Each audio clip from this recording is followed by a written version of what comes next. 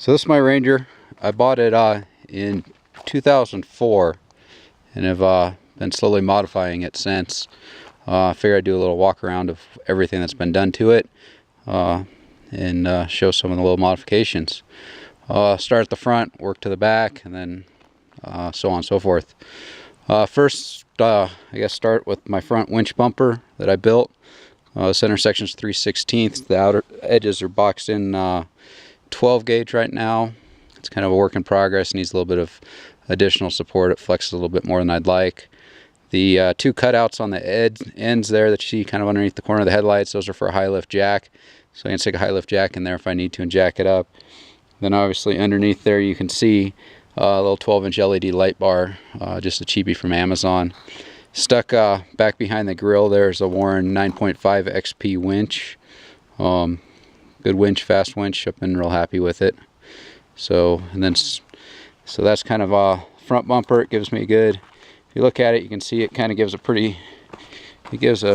real good approach angle. You couldn't get a whole lot better than that. I don't know the exact number, but it's pretty good. Obviously start at the front suspension here. It's a Dana 44. I have a Jeep Wagoneer. I have 488 gears, Aussie locker in there, and then it has the Yukon alloy axle shafts, both the inners and outers. The steering linkage is all 1.5" 1/4" wall chrome moly with the big Chevy tie rod ends in it, with just the crossover and that. I also converted the front axle, as you can see, to the 5-on-5.5 using the Warren Premium manual hubs. So far since I went to the alloys and the premium hubs, I haven't broke anything. The Coil Springs are, you can see here, are 8-inch Skyjack or TJ springs. They're probably a bit soft, but they allow for a lot of flex on here. The shocks are just some white cheapy Deutsch Techs. They're probably worn out, going to a F250 shock mount. And then buried back in there behind it, you can kind of see there's a limit strap in there too to help stop down travel. If you look, it's a 3-link suspension. The lower links are 2-inch 1/4" wall square tubing. I've been real happy with them. They've held up for a long time. Obviously, as you look, you can see they've seen a lot of abuse. Same with the drive shaft for that matter. The truck definitely gets wheeled. So it's a 3-link front suspension. I'll go to the other side, but as you can see, there's my whole belly pan skid plate system. Obviously it's been well used as well. It's all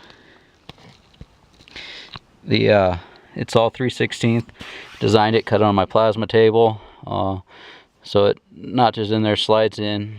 It also holds the covers up the dual transfer case setup in there. I got a D&D machine dual transfer case set up using 1350 and 1354 Ranger transfer cases. Here you can see on the driver's side, you can see the upper 3rd link basically goes up to a mount above the front one. Works real well. The shocks have 14 inches of travel, and I use every bit of it. So it's been front suspension works pretty well. Maybe a slightly stiffer spring and maybe some better shocks would really help it along out there. As you saw earlier, my skid plate underneath, that makes for a pretty flat skid plate, so I can slide over stuff. Working to the back, obviously you can see my drive shaft takes a little bit of abuse.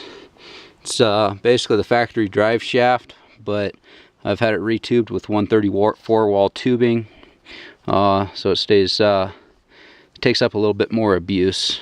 So anyway, the rear axle, go back here to the rear axle. Rear axle is a Explorer 8.8 disc brake version. It has again 488 gears, an ARB air locker, superior axle C-clip eliminator kit, and with the alloy shafts. So I just put that in a few months ago. And then kind of in the back here, you can also see I got a Bronco 2 gas tank in the back. Really helps keep the back end from squatting so bad, or picking up in the air when you go down steep hills. You can see the back rear bumper I built a little bit. I also have, I haven't gotten to it yet to finish yet, but you can see a traction bar mount that I built that goes on the axle. It kind of notches around the center section too to hopefully keep it from spinning. So one of these days I'll get that finished up. So the rear springs are just they're 6-inch skyjacker leaf springs for a Ranger. They work okay. My shock mounts aren't very good. I did build some new heavy-duty spring hangers. They're all built out of 1/4-inch wall plate, or 1/4-inch wall plate, so pretty strong. Same with the rear shackle hanger. It's 1/4-inch as well, with a 7-inch long shackle that I built as well. So that's kind of the front end. If you go kind of to the back, I built this tube bed. Keeps it nice so that I don't have to worry about, once I'm out four-wheeling, hitting stuff. I got right here, you can see the little hooks on the sides here, right here, and those two up there. When I'm going camping and whatnot, I have a tire carrier I can put on there, so I can take the tire out and put it in the upright, so I have more room for camping gear. Inside, there's a little toolbox I built. Keeps all my stuff, a couple cubbies on each side. The high lift jack goes across the front. If I ever need it, secure, quick, and easy to get to.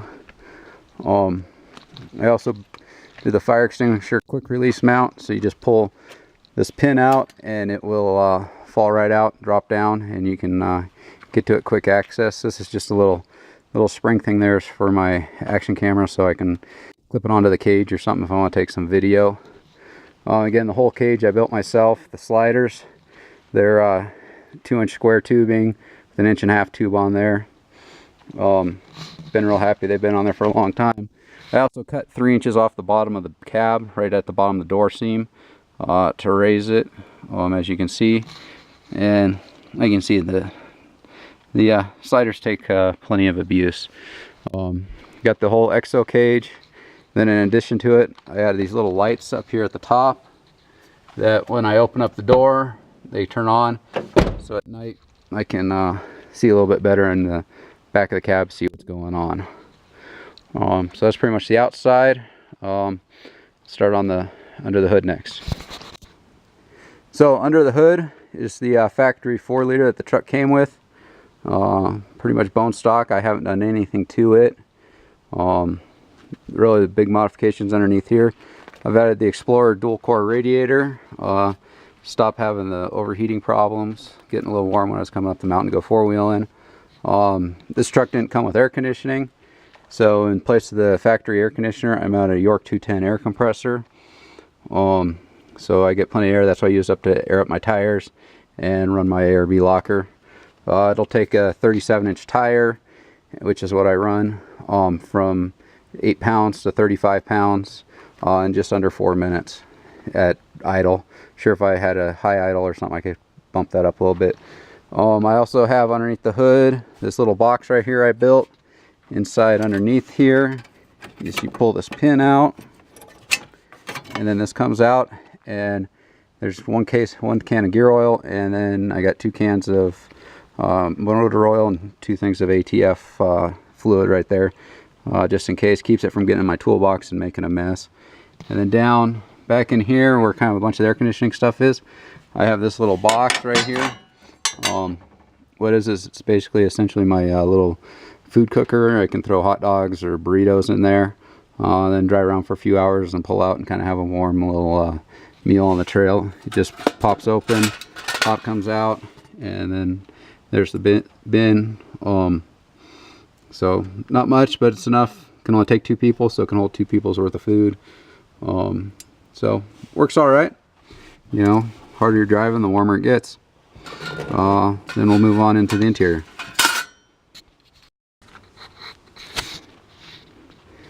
So into the interior, this truck was a base model truck. The only option seems to be the 4-liter. So it didn't have air conditioning, no cruise, no power windows, no power door locks. So it makes a pretty good 4-wheeling truck. The seats, I have a Ford Explorer bolted to the factory seat rails. I had to tap a hole in the bottom of the seats, but they bolted right up. The center console, I made the center console. It's all built off 16 gauge steel. Has a cubby that opens up, latches shut so it doesn't open. You know, keep miscellaneous stuff, my air fittings and whatnot for airing up and whatnot in there. Winch control, so on and so forth. A couple holders, all my switches for turning on my accessories, lockers, lights, etc. This head's a 5-speed truck. Then you can see the 2 shifters for the dual transfer case setup. One on the right controls the crawler box. The one on the left controls the regular transfer case. Back in there you can see I got 2 radios. I got the Yaesu 2900 ham radio, and then got a little Cobra 18 CB buried back in there, and then a little adapter for charging whatnot with my phones and batteries for cameras and whatnot. And then also where the factory 4-wheel drive switches usually are on the electric shifts, I have an air gauge that shows how much air is in my air system. Some Kentwood radio that was in it when I bought the truck. CD player stopped working. I'm sure it's probably because of how much dirt it's eaten over the last 15 years. And then I built this little bracket here for holding my microphones. Just pop rivets on. Makes it nice because they're easy to grab when I need to communicate with anybody. I also have the little, I'll go get to that in a second. But then I got this little flashlight holder that bolts right to the seat bracket, so you don't have to drill any holes. Just keep a mag light there, and makes it so it's handy to always have a flashlight, quick to grab, and I can actually reach it from inside the seat when I'm seated. And then behind the seat, because stuff would always fall down, I built these little brackets right here that run the length with some bungee cord material that basically holds everything back there, so when I fold the seat forward, everything doesn't come flying forward. Makes it a little easier to store stuff in there. See, and then the little box on the dash right there, just another little storage cubby. Allows me to keep stuff handy, miscellaneous electrical fittings, whatnot. I also carry a handheld little Bofang, cheap little ham radio. In case somebody doesn't have one, they can listen, or, you know, it's nice when I go for a hike and you can reach people. That's pretty much it. The tires, I think I forgot about those. 37-inch, 12.5, 17 MTRs with some just 17-inch steel wheels. That's pretty much it. Got any questions? Let me know.